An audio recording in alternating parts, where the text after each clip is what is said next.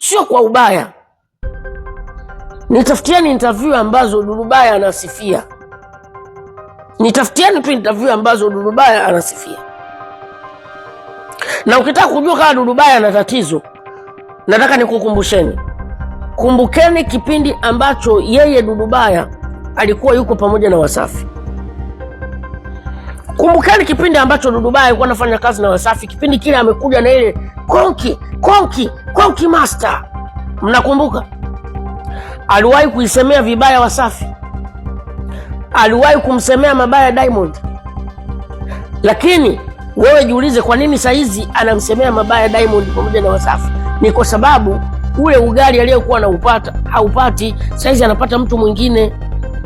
Na uhalisia ni kwamba kama Dudubaya alikuwa anapendwa sana na Diamond, kama Dudubaya angekaza, hii nafasi ya Baba Levo ilikuwa ni ya Dudubaya.